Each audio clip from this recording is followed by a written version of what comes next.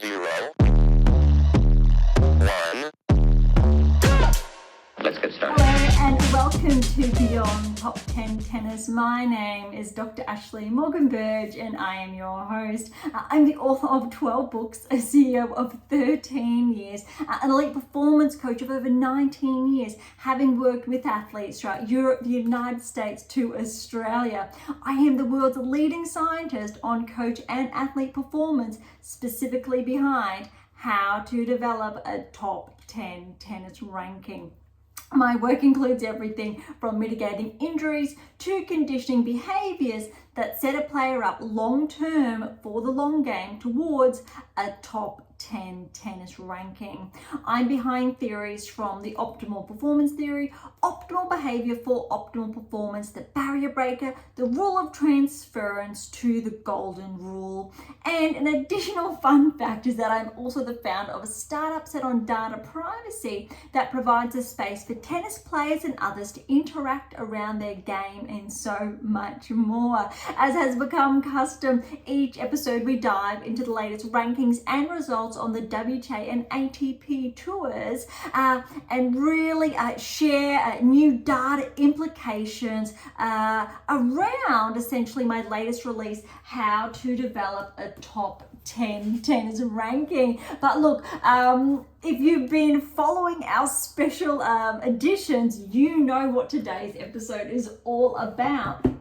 And there aren't essentially the ranking insights because we are focusing on the US Open. So welcome to episode 118. And I really hope you are excited as I am because we have all third round matches done and dusted. Well, almost.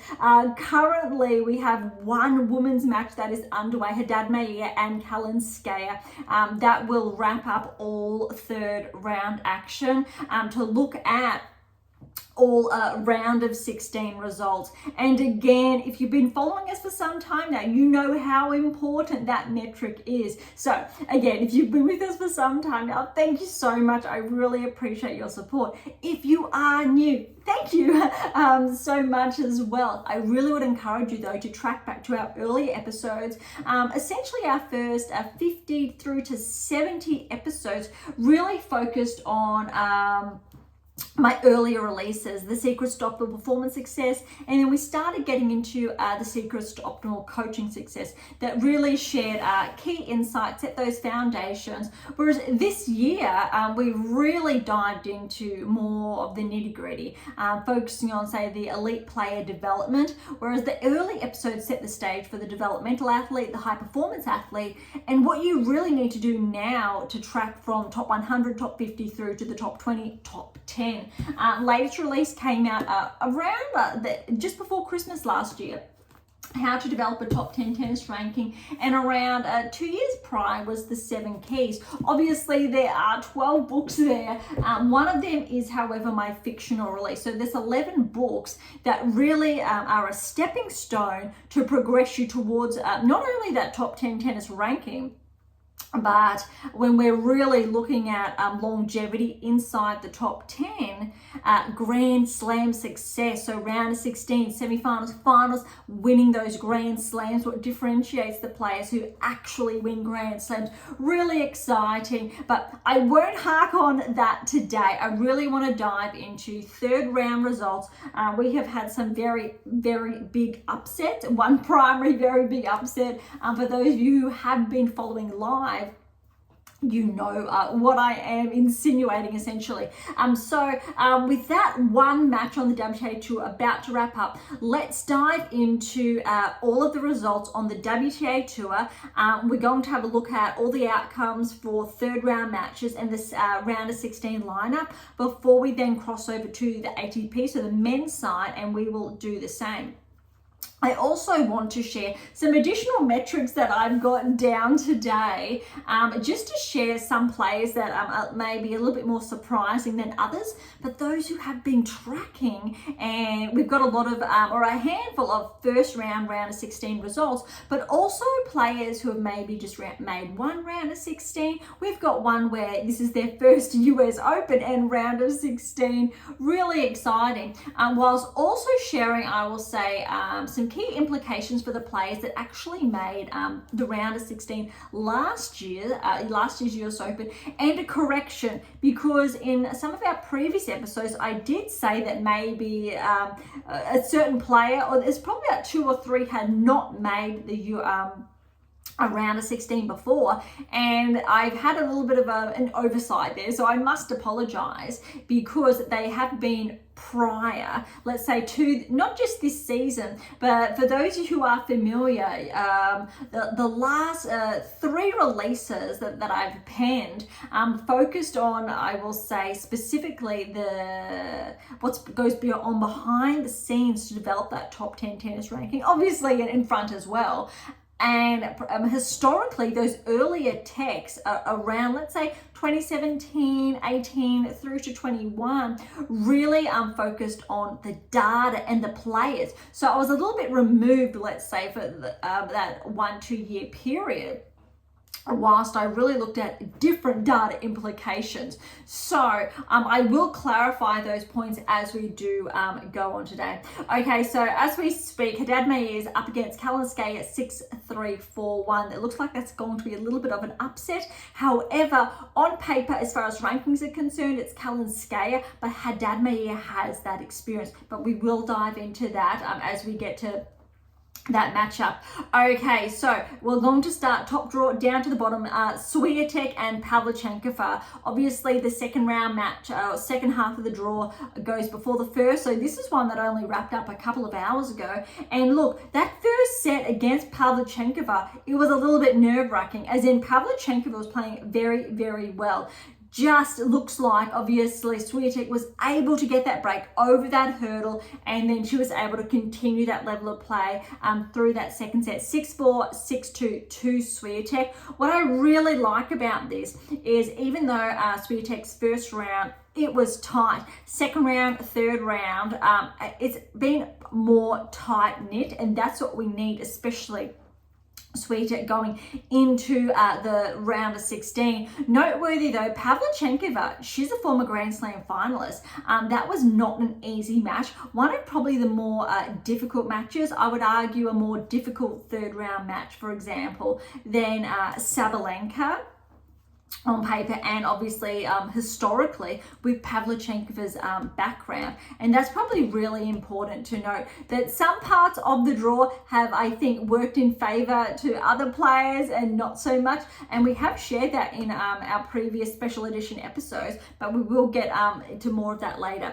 All right, Kruger Samsonova. Look, Samsonova was a favorite here. Kruger, even though she's just top 60, I believe, she's only 20 years of age. Samsonova, she's around, I believe, 25 years of age. She's a bit more experience under her belt. She's actually been able to hold her ranking inside the top 20 for the best part of the last 2-3 years now, before being around top 40 and obviously ascending from higher up there. But Samsonova and Swiatek, round of 16, this is going to be tricky. Why? Because I've shared this in our last couple of episodes. Samsonova has beaten Swiatek this season.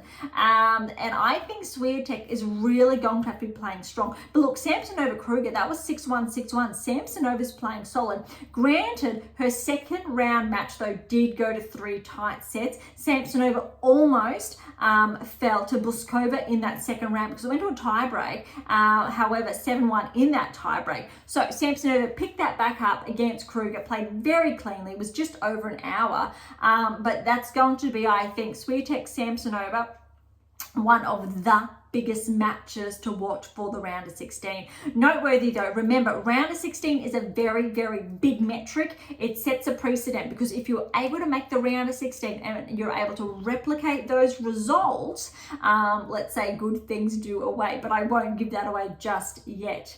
Although if you have historically been tuning into Beyond Top 10 Tennis and you have read a number of my books, you know what I am insinuating.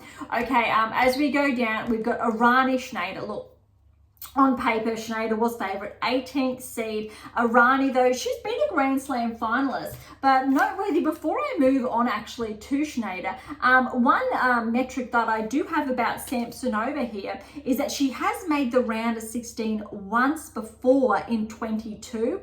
Not since then. She has not progressed past the or achieved a round of 16 result at the Grand Slam level since 2022. So a little bit of a lull in performance despite holding that key ranking range. All right, so when we move on, Schneider with the win over Irani, 6-2, 6-2. What's really interesting here, I've got some fun facts, is that she has made... I'm trying to actually read my writing, and I just did do it a short time alone.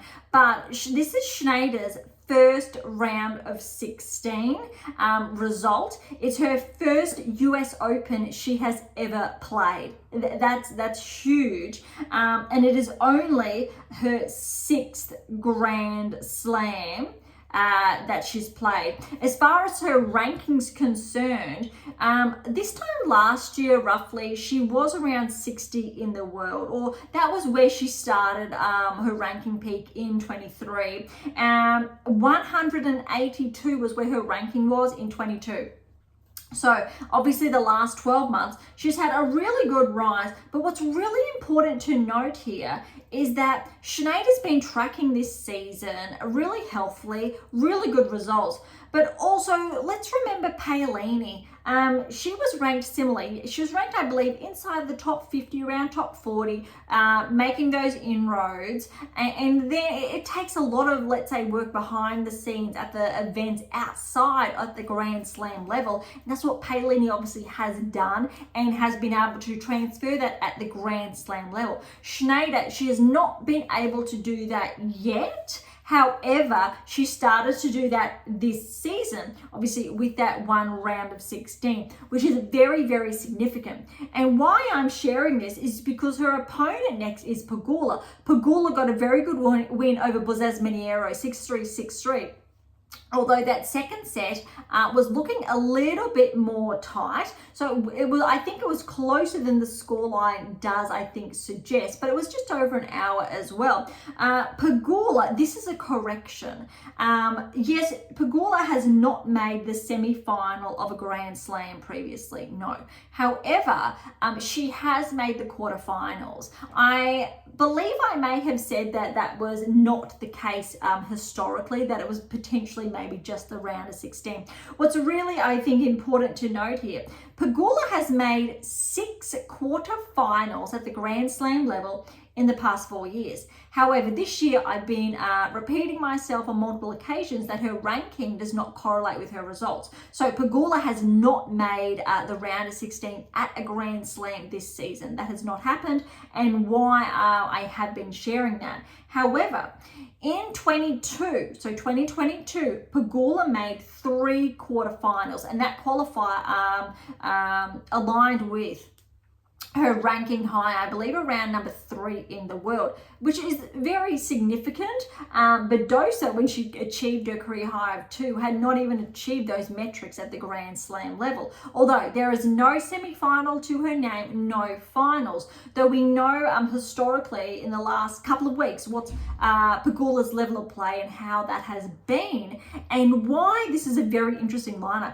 You have to favour Pegula on paper to make that quarterfinal at least this year, because it's a little bit of an anomaly, so to speak, and it really will back up her ranking because she was one of the anomalies inside the top 10 that was not correlating. There are other players, but that's in previous episodes I have shared that. Schneider is a dark horse, and I've shared this in the past, I want to say the best part of the last 3-4 months, that if she kept on tracking, she would make the top 50, top 30, top 20, and she kept tracking, and so our data was like, yes she has, and we were able to obviously deduce those correlations. Really exciting, because I love it obviously when our data is allowed is being able to share with you, and that's how the power of our predictive analytics. So fun facts there on Samsonova, Schneider and Pegula. Okay, dropping down to the following matches. Look, Poche and Wozniacki. Ponche, she's ranked just inside top 150, and you need to be mindful that she did have a walkover against Rybakina in that second round. Wozniacki, she's been playing solid.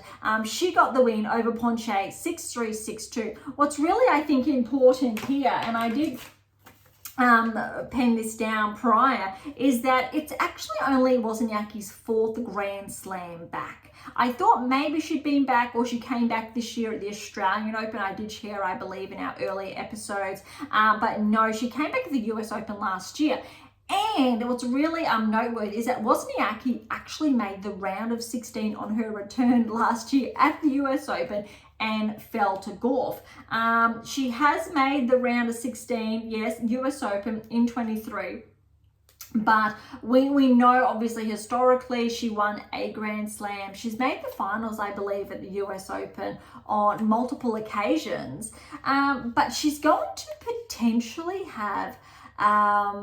she will play the winner of Haddad Maia and Kalinskaya. So I'll give an update of that score, and Haddad Maia has got the win there. So Haddad Maia over Kalinskaya 6-3, 6-1. So what this means actually is that Wozniacki will be playing Haddad Maia in the round of 16. And what's I think significant about that is that Haddad Maia historically has not been tracking. We know, I think, what she's a former top 10 player, but this season she hasn't been tracking as much as potentially previously she has been, and why she's had a rankings regression outside. I will say she was inside the top 20 and has slipped inside the top 30 now. She is seeded 22.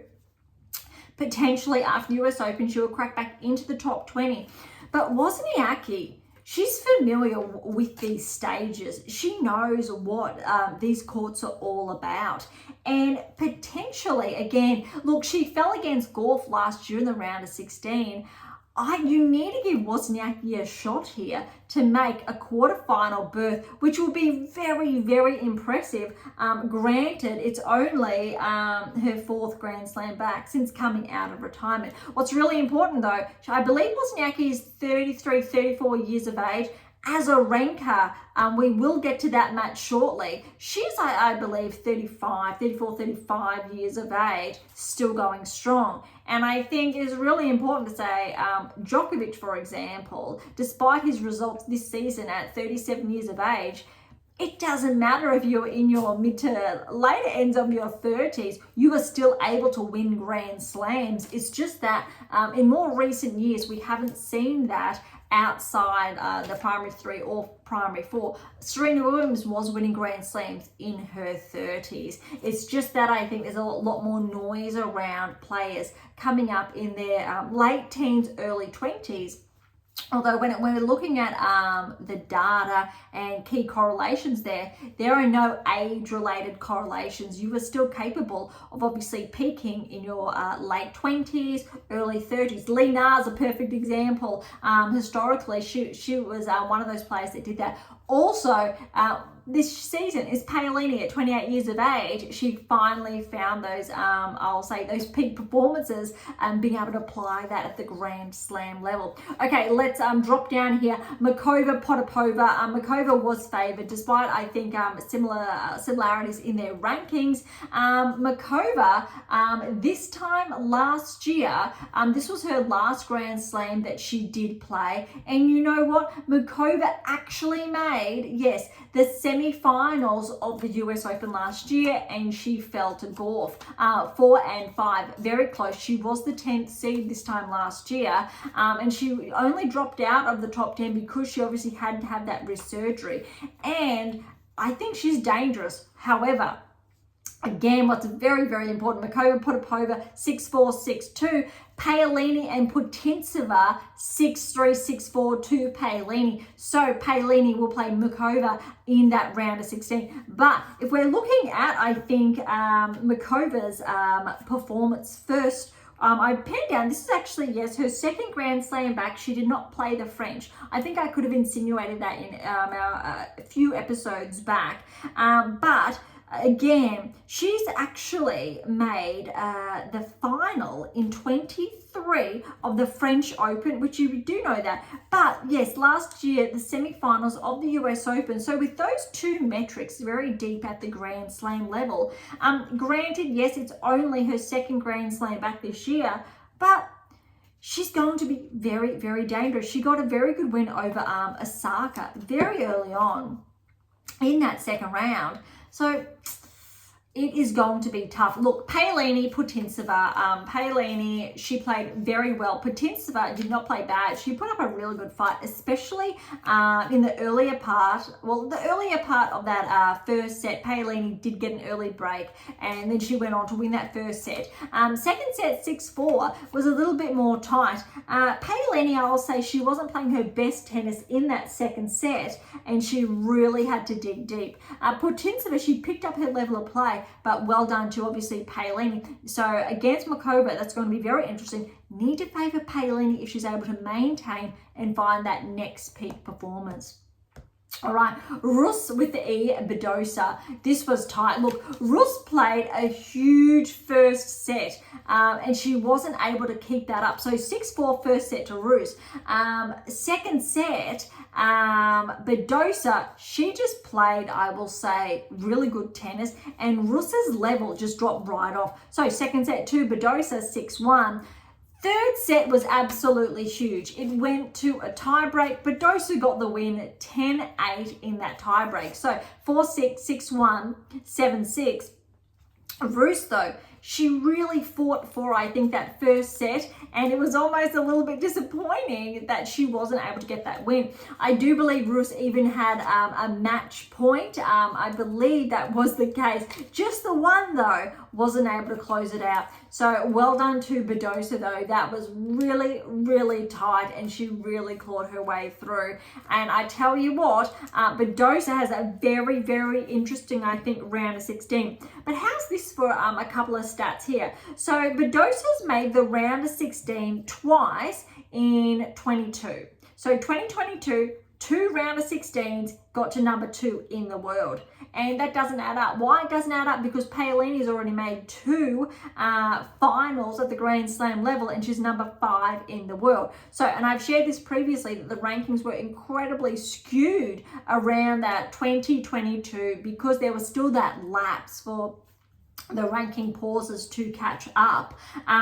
So it's really important to share that these Grand Slam metrics, that players with top 10 rankings, they weren't performing at the Grand Slam level. However, interestingly, in 21, Badosa got a quarterfinal and a round of 16 result. Very good. Hasn't been able to obviously reproduce those results. Round of 16 also in 20. So Badosa, she's familiar with the round of 16. She knows what the round of 16's been about. She's obviously won 1, 2, 3, 4, 5 times at least, obviously including that that quarterfinal there. However, there was zero correlation with that top 10 ranking. Well, maybe potentially there's a case for a top 10 ranking in 22, probably position her around 9-8 in the world at that time, but not with that too.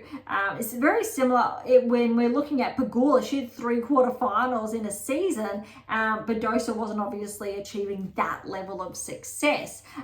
So very, very important to, I think, be conscious to that when we're talking about rankings and Grand Slam performances. She will play Wang next. And I think what's really interesting is this is Wang's first round of 16 result.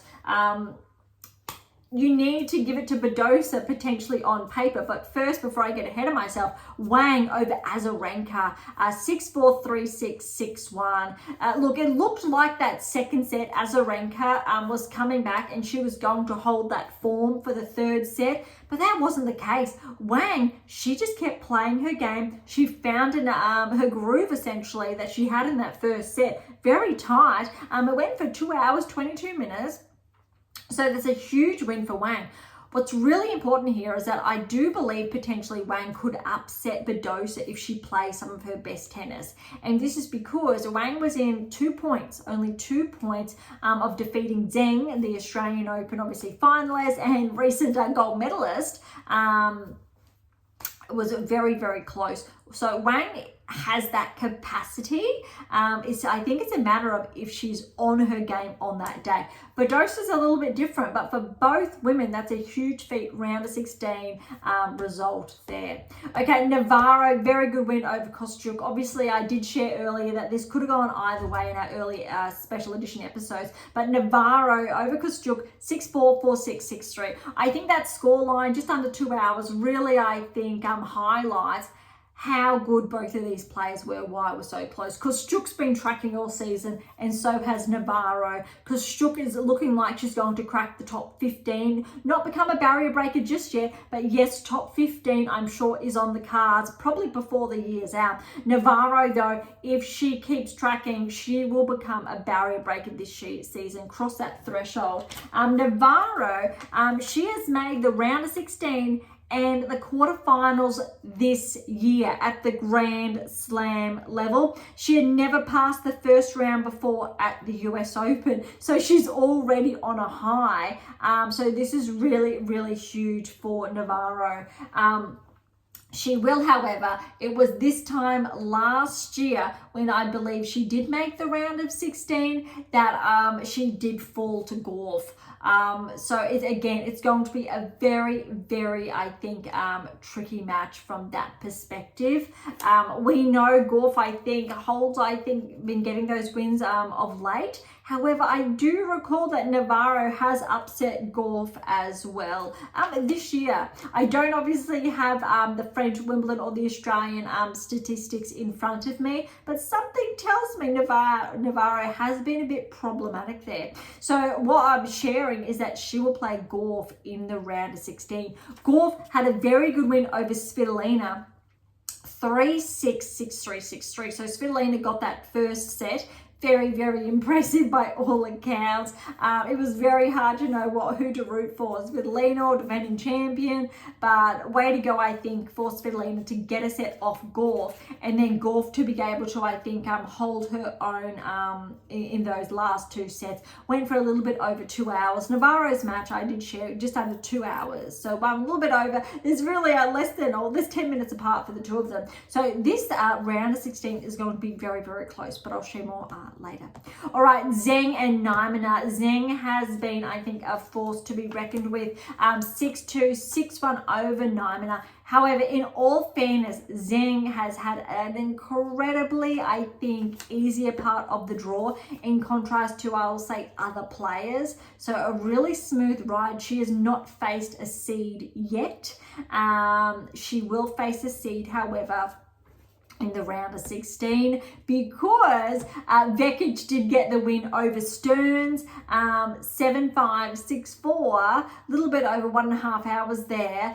Zheng's match over Naimana was 1 hour 20, so in all fairness, that 2-1 scoreline probably doesn't do it justice. However, it's going to be a round of 16 rematch of the gold medal match of the Olympics only a couple of weeks ago. And I think that is probably the second hugest round of 16 lineup. I'm really looking forward to that. Whether or not Vekic can get the revenge or not will be really interesting. You need to give it to Zheng though, granted that she did make the quarterfinals last year.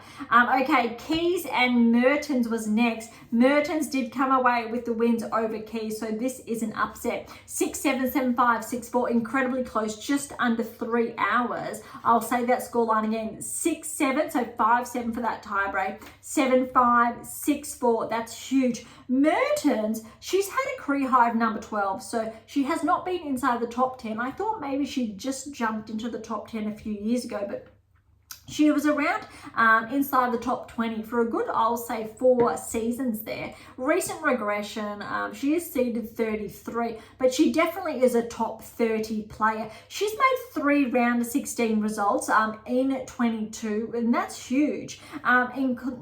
Noteworthy though, those 3 round of 16s in the one season, not the US Open. A quarterfinal she has made at the US Open before in 2019 and in 2020. So Mertens It's not the first time she's been here. Obviously, it's the same case for Keys. Look, Keys, she faced Pegula in the round of 16 last year, and she did get that win. And then in the quarterfinals last year, Keys got the win over Vondrasova, and she fell to Sabalenka in the semifinals in 3 sets last year. Took the first set over Sabalenka 6-love, and then Sabalenka got the last 2 sets in tiebreaks. Keys was absolutely favoured to make the semifinals this season or this year, despite obviously the draw to her ranking, and potentially she would have faced Sabalenka again in the round of 16. Could have got some revenge there, but it was Mertens' very, very tight match. Mertens will play Sabalenka, however. Sabalenka with a very good win over Alexandrova, 2-6, 6-1, 6-2. Alexandrova played a huge first set. Sabalenka's game, it really wasn't there. However, what's really important to note is that Sabalenka, she was able to pick up that form in the second set and third set. And I think that's what's really important, I think, to note. So looking at Sabalenka and Alexandrova, very, very tight. Sabalenka, she did drop off there. Found, I think, her rhythm and that form in the second and third set. And it actually went for 1 hour and 40 minutes. So much less than, say, the Mertens-Keys match, which went for just under 3 hours. Very noteworthy to share there. All right, that's all the matches on the women's side for the third round. Let's have a look at the draw a little bit more closely. And really what we're looking at, how things are going to potentially pan out. Swiatek, Samsonova. If we're going on seeds, quarterfinals looking like Swiatek and Pegula. However, Schneider is going to be difficult, and so is Samsonova. So 2 round of 16 ones to watch. Obviously, going on seeds, Swiatek is favoured to progress through to the semi-final. All right, the other side, the semi-final, my apologies, Wozniacki. This is a huge, I think, opportunity for her. She will play Haddad Maia. If Haddad Maia gets the win over Wozniacki, I think it will be her first quarterfinal at the Grand Slam level. Not 100% there. However, it's a very good opportunity, I think, for Wozniacki, considering she's recently been peaking, and considering for Haddad Maia, she's recently been regressing. It'll be very interesting either way there. Paolini Mikova, I did share that's going to be a very tricky one. But look, seeds alone, you need to favour Paolini. I think what's really difficult here is that Paolini and Swiatek are on the same side of the draw. So we won't be seeing, let's say, a French Open rematch. So seeds alone again is looking like Swiatek and Paolini on paper, again, just seeds alone for that semi-final. There are, however, a lot of potential upsets there. So the seeds really need to, I think, hold their own. Noteworthy here is that every player in the round of 16 has a seed to their name. Only 3 players do not. And what's really interesting here is that Wozniacki, a former Grand Slam champion, does not. Mikova does not have a seed, former Grand Slam finalist. I think the biggest surprise packet is Wang over Azarenka there. And obviously she's not seeded. However, she almost took down Zhang at the Australian Open. And I really do remember that very clearly because I wrote an article about that I was so impressed with her level of play. Okay, but looking ahead, Badosa has a very smooth path potentially with Wang to get to the quarterfinals. However, Navarro, Gauff, you need to favour either Navarro, Gauff to get through to the semifinals. But I tell you what, Badosa's having a very, very exciting year. So, look, on paper, you really need to give it to Gauff as far as seeds are concerned, but potentially we could see an upset. Gauff, though, has been playing strong. The other bottom half, if we're going on seeds alone, we're looking at Zhang and Sabalenka for the quarterfinals. That will be a very interesting match slash blockbuster. Looking obviously for Sabalenka to progress to the semi-finals, and we will see a repeat potentially of last year's US Open final against Gauff and Sabalenka. That is absolutely huge, very, very significant there. Okay, that wraps up the women's side of the draw. So let's head on over to the men's third round action and what's looking for the round of 16 lineup. Sinner, O'Connell, a lot of smooth sailing there for Sinner over O'Connell. O'Connell's first third round result, I believe, at the Grand Slam level, 6-1, 6-4, 6-2 for Sinner, really clean. He's definitely favoured. You've obviously got the other top seeds out, two of the top three are out. Sinner's draw has really opened up very, very big. However, he still has some trouble brewing in his draw. So look, Sinner's playing very well, but he will play Paul next. Paul with a very good win over Diallo, but it was not as easy as potentially anticipated. A little under 3.5 hours, but Paul, look, he went down the first set 6-7, and that tiebreak was 5-7. Then he came back 6-3, 6-1, and that fourth set was quite tight. It was a tiebreaker that Paul got this time, 7-6, 7-3 in that tiebreak. So Diallo should be really pumped with himself. But I tell you what, Sinner and Paul in the round of 16, that's huge. Paul has made, he made the quarterfinals, I believe, at Wimbledon this year. He's made the round of 16 at the US Open last year, but he made the semi-finals of the Australian Open last year as well. So in 23, had a huge, I think, 23 when looking at those metrics. Noteworthy again, a round of 16 and a semi-final, no top 10. So I'm really, I think, trying to drive that home, especially on the women's side with those results. There's still no correlation to be clear. There's a ranking anomaly, skew that should not have happened. But Paul and Sinner, Paul's one of the top players this season. So Sinner's going to have to be on his best. This could definitely be a semi-final match. Despite Paul being seeded 14, he really is on track to become a barrier breaker this season. Very, very important to, I think, keep in mind. All right, Borges and Menzik, two surprise packets there, but Borges with a very good win over Menzik, just 6-7, 6-1, 3-6, 7-6, 6 love. So it went for under 4 hours, a little bit under. But look, I'll say that again, Borges over Menzik, the up-and-coming, I think, 18-year-old there. Look, 6-7, that was 5-7 tiebreak. And then Borges came back, second set, 6-1. Then Menzik came back, third set, that was 3-6. Fourth set in a tiebreak again to Borges, 7-6, 8-6, very, very close. I'm not sure, but potentially Menzik did have a match point in the fourth set. But look, obviously Menzik, he's still learning. He's so young still. We don't typically see that many young guns coming on tour on the men's side, the last, I'll say, season, and compared to the women's side.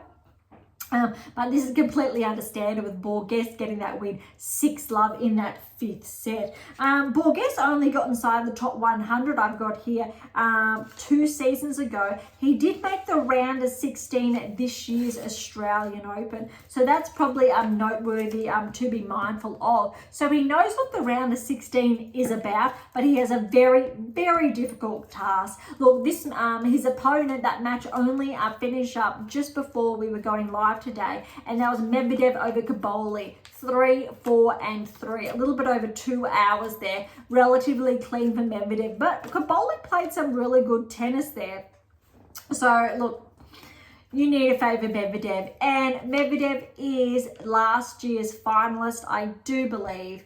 I will just double check here because I did share that I was going to dive into this a little bit more today. And it was Medvedev defeated Alcaraz in the semis last year, and Djokovic defeated Shelton in the semi-finals last year, and Djokovic over Medvedev in 3 sets last year. First and foremost, I think let's just have a quick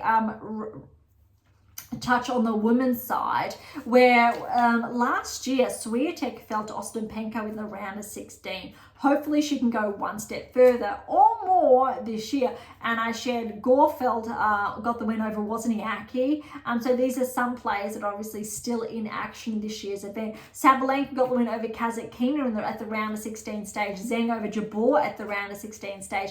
Keys over Pegula at the round of 16 stage. Stearns did progress to the round of 16 stage last year, though fell to Vondrousova. Makova again got the winner in the quarters over Sestaya. Gauff got the win over Ostapenko in the quarters. And the other side of the quarters, Keys over Vondrousova, Sabalenka over Zheng, and to round off, I think, semi-final, Sabalenka over Keys in 3 and Gauff over Makova in 2 straight sets. And we just touched on, obviously, the finals results. So when we're looking at the men's side, again, round of 16, we had Djokovic over Gojo. So that's a surprise packet. Fritz over Stricker. 2 surprise packets at last year's US Open. Shelton over Paul. So if Paul can get past Sinner, that will be a very, very good metric for him. And then Tiafoe got the win over Hijakta in 3. In the round of 16. Zverev beat Sinner at the round of 16 in 5 sets last year. So like Paul, Sinner's trying to get past that round of 16 hurdle. Medvedev over de Minaur in 4 sets last year. So Alex is looking to get past that to make his first quarterfinal at the US Open. And our data has predicted that Alex could potentially progress there. I'll say should, but that all comes down also to his opponent, so we will get to that shortly. Rublev over Draper in 4 sets, and we know both of them are still in action, and potentially we will see, no, we're not going to see a repeat, but potentially as the draw tracks on, because both of those players are still in action. Alcaraz over Arnaldi, and we know that Arnaldi just missed that hurdle, so no surprises there. Tiafoe Shelton was in 1 quarterfinal, Shelton with that win. Djokovic over Fritz with that win. And then the other side of the quarters, Alcaraz over Zverev straight sets and Medvedev over Rublev straight sets. All of these players are still in action. Medvedev then over Alcaraz and Djokovic Shelton that I did touch on a short time ago. All right, that wraps up last year's results. So just to, I think, give a better picture, even on both tours, of players who are still around and those that have fallen early. So Medvedev, he's definitely favoured to get that win over Borges, but it's not surprising that Borges has made the round of 16 because, like last year, there's always those surprise packets that do show up. Not all, but we could say that 2% anomaly there of, say, top 10. Okay, other matches that unfolded around third round. Draper, very good win over Van de Zandschulp. Van de Zandschulp got that straight sets win over Alcaraz. Wasn't able to maintain, I'll say, that peak performance. Draper, very good win. 3, 4, and 2 over Van de Zandschulp. Look, Draper has Macaque, and I've got down here, Macaque only made the top 100 in 22, and this is Macaque's first round of 16 at the Grand Slam level. So very, very significant. Macaque got a win over Gauff, former top 10 player, 3, 1, and 2. That match was actually a little bit over 1.5 hours. So very impressive tennis from Macaque. You need a favoured Draper. And I think this potentially would be Draper's first quarterfinal result at the Grand Slam level, potentially. But look, Macaque's very dangerous because I believe he did win gold in the mixed doubles at the Olympics. So I think Macaque really throws in a lot more serves and volleys, gets into the net. He has a very good shot over Draper, but I think it's up to both players to see how they mix that up. Okay, going down, de Minaur over Evans. This was tough because we know Evans had a really huge first round match, very clean second round match over Navone. It went for 2.5 hours, but still that first round was over 5.5. But look, Alex, I'll say that for the first 2 sets were very tight. 6-3 first set to Evans. It was tighter than the scoreline suggests. Second set actually went to Evans, 6-7. Evans got that tie break. 7-4, and this was really looking at an incredibly tight encounter, but Alex ran away with the next 2 sets, 6-love, 6-love. I really need to, if I was wearing a hat, I'd take it off to Evans, because this is what it's all about. This is huge respect, huge sportsmanship, because too many players, I think these days, retire halfway through a set rather than just playing what they're capable of playing for, I will say, respecting their opponent to be able to finish the game out. Completely understandable if you've rolled an ankle and you can't walk, or if you've torn something, you've done something a little bit nasty and you really just cannot continue. But if you know that in some way, shape or form, maybe you can hang on out there just so your opponent can close out the match, opposed to a walkover or retirement, it's always a really nice feeling. So well done to Dan Evans for sticking that out. That's huge. And well done to Alex to making the round of 16. Alex now has made the round of 16 at every event this season, which is really, really cool, phenomenal. First Aussie to do it since Hewitt. However, we're looking at the grand scheme of things with all players. This is why Alex's ranking does correlate with the top 10, because I'll tell you what, not every player inside the top 10 has made the round of 16 at the Grand Slam level this season. Absolutely no, that has not been the case. Alex should be, I will say, ranked probably 6 and stay there, opposed to other players regressing, because we know when I'll just head on over to the rankings, just for example, yes, look, Sinner's won a slam. Djokovic, Alcaraz, even though Djokovic has not been tracking as much this season, he's won gold and he made the finals of Wimbledon. Zverev's been tracking. Medvedev, he's been tracking. But I will say Rublev at the Grand Slam level, we need to put Alex ahead of him. We need to put him ahead of Hurkacz. We need to put him ahead of Rudd. We need to put him ahead of Dimitrov. All the 40% of those players, no, Alex is right there behind Medvedev with that level of consistency, even with the events outside of the Grand Slam level. And there should be, hopefully, a correction in the rankings from that perspective post US Open. Right, he will play Thompson. Thompson, a really big win over Analdi, and you just heard me share about Analdi. He made, I believe it was the round of 16 last year. But Thompson, what do I have here? He's made the round of 16 actually once at the US Open in 2020. I thought it was his first round of 16, but it'll be his second, and it also has been at the US Open. So really impressive for Thompson. There's something about the US Open for him. But look, Diminor, Thompson, an all Aussie battle. Obviously on paper you need to give it to Alex, but I'll tell you what, Thompson's been tracking this season. His ranking's just outside the top 30. He has been ranked as high as 30 in the world this year. I think he's around 34 at the moment, but it's going to be dangerous. And I tell you what, irrespective, I think, of who wins, they really have a very good chance of pushing all the way through to the semi-finals. But I really want to give that chance to Alex because of how he's been playing this season. All right, I will drop down further. We've got Ruud and Shang. I think Shang really gave Ruud a scare, and Ruud came back from 2 sets down to love. Huge tennis. Shang was looking like he was getting the win there. Noteworthy is that Ruud's made the final of the US in 22 and he lost to Alcaraz. So I believe that's when Alcaraz won the US Open. But Shang was very, very dangerous. He got the first 2 sets, 7-6, 7-1 in that tiebreak, then 6-3. Shang was playing huge tennis, and then I wasn't able to maintain that level of play. Ruud came back the last 3 sets and won them 6-love, 6-3, 6-1. Went for a little bit, I'll say almost 3 hours, 45 minutes, 44 there. But well done to Ruud getting through in 5. He will play Fritz next. Fritz, a very good win over Comasana, 3, 4, and 2. All right, next we had an upset, Musetti and Nakashima. Nakashima with the win there over Musetti, 6-2, 3-6, 6-3, 7-6. That tiebreak was 7-4. Nakashima, he made the top 100 about 2 to 3 years ago. I believe he's only 23 years of age, so he really did crack the top 100 quite young. He's made the round of 16 once before in 22. So when he was quite, well, he's still very young, but when he would have been 20, 21 years of age. We haven't seen those level of results or that level of play since then.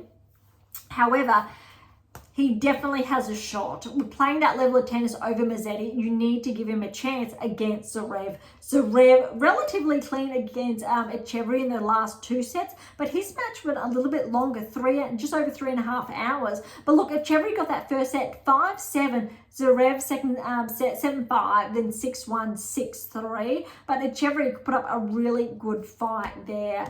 Dropping down, Rublev Lecheka 6-3, 7-5, 6-4 to Rublev. I think Rublev's playing some very clean tennis. We know how far he tracked last year at the US Open, so this isn't that surprising. He did make the quarterfinals and fell to Medvedev.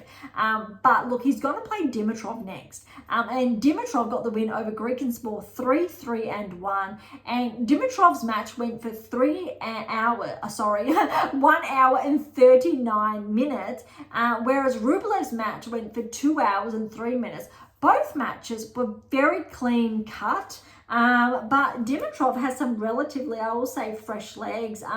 Rublev's earlier match where he came back from 2 sets love down went for a little bit over 4 hours, whereas Dimitrov's match went for a little bit over 2 hours in the second round. Dimitrov's definitely got the fresher legs. I'd love to see, I think, Grigor progress through to the quarterfinals.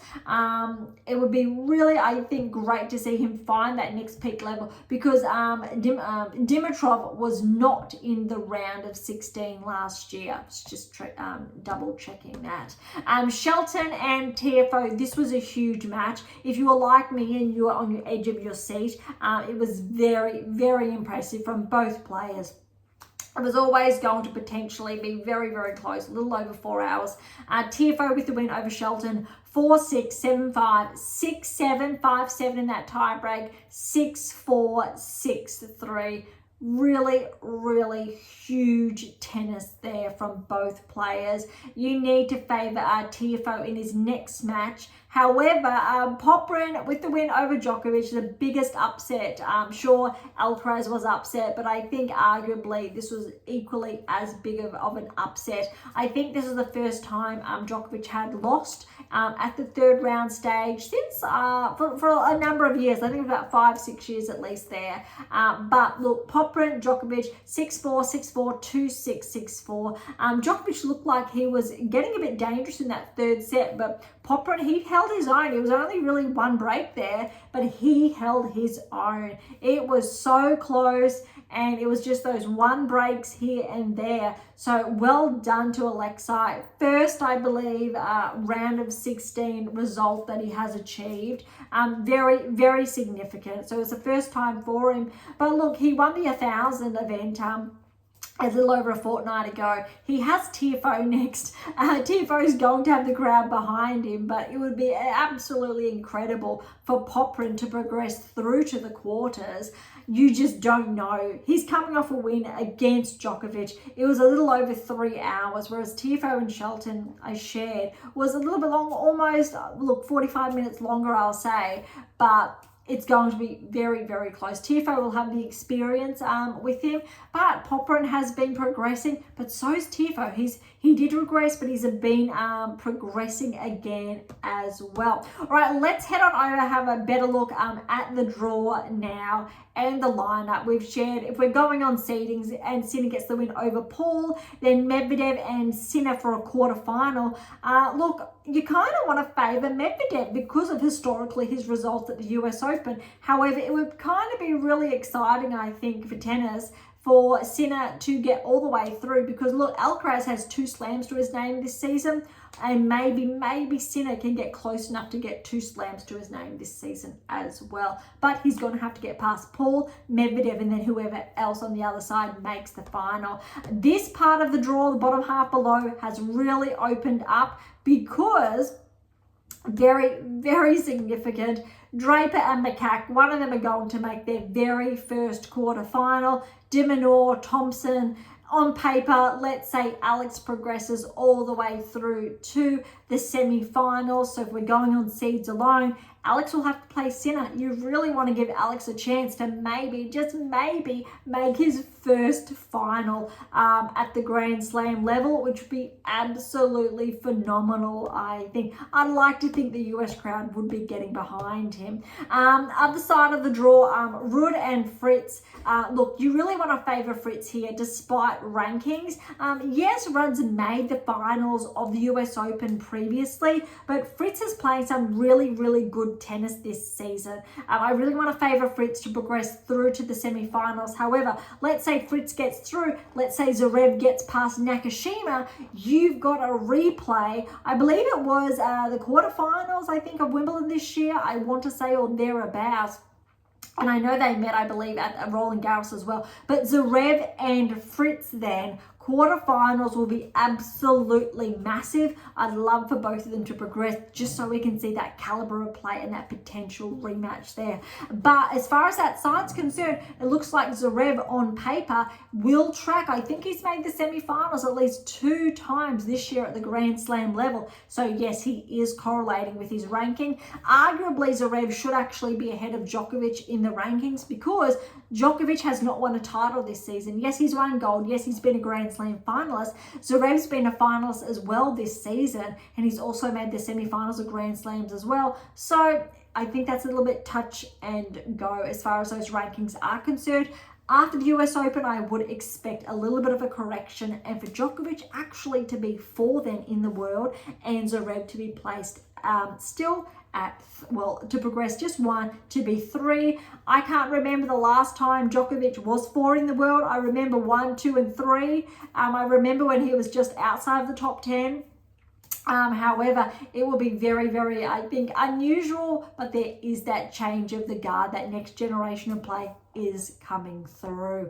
All right, in the bottom quarter, we've got Rublev, Dimitrov, Tiafoe, Popyrin. As far as rankings are concerned, you need to give Tiafoe and Rublev the benefit of the doubt. But look, Dimitrov really could get that win, and Popyrin also, and potentially then meet in the quarterfinals. But again, this quarter, since it has opened up, Rublev potentially has his best chance of making a Grand Slam semi-final, but it's no easy task in any way, shape or form. Noteworthy on paper, the men actually have 1, 2, 3, 4 players that are not seeded, whereas the women only had 3. So the women's seeds have been holding up their end of the bargain a little, just slightly more than the men, and that's courtesy obviously of Tsitsipas being knocked out, and then Korda being knocked out, looking at the higher seeds, Hurkacz being knocked out,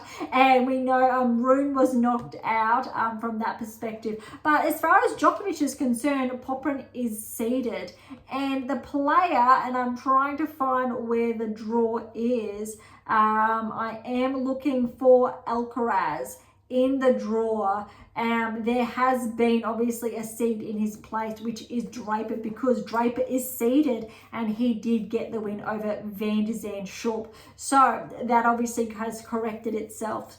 So a little small openings from that perspective. It'll be very interesting, I think, to see what players actually do progress through the round of 16 through to the quarterfinals. But it is an exciting time because I tell you what, if you've made the round of 16, there's a very good chance you will make a future publication, because the 3 books in the What Is Your Game Missing series, What Is Your Game Missing, What Is Your Game Missing Now, and What Is Your Game Missing to Win, one of those books was actually the #1 tennis book in the world to read when it was published. Very exciting. But round of 16 players of those seasons made it into those works, tracking their key progressions, regressions, the correlation between their rankings and their results. Very, very exciting, and how we're able to leverage those predictive analytics, and why it's essentially the space I work in, looking at rankings, correlations at the Grand Slam level, and why I guess that's positioned me as the world's leader in this field, especially why I also highlight the Grand Slam level and how there are direct correlations to develop that top 10 tennis ranking and obviously win those Grand slams and achieved replicated success, so more than one Grand Slam. There's so much more to that, but I'm going to wrap up today's episode on those notes. We've covered all third round matches of the women's side, men's side. We've touched on last year's US Open results, the players that are still in action and those that are not. But I tell you what, we've got some blockbuster round of 16 matches ahead. All right, thank you so much for listening. To grab a copy of my new release, How to Develop a Top 10 Tennis Ranking, or the 7 Keys, or any of my other books, head on over to AM8 International, or head on over to Amazon, where you can, irrespective where you're based in that world, either or. Any comments or questions, head to AM8 International or Topic Thread, the social platform set on data privacy, or leave your comments directly on YouTube or Spotify. To interact with Beyond Top 10 Tennis, head on over to AM International, or you'll see our social handles in the episode notes. To catch up on our blogs, head to AM International and look for our blog tab, or head on over to Substack, and all links again are in the episode notes.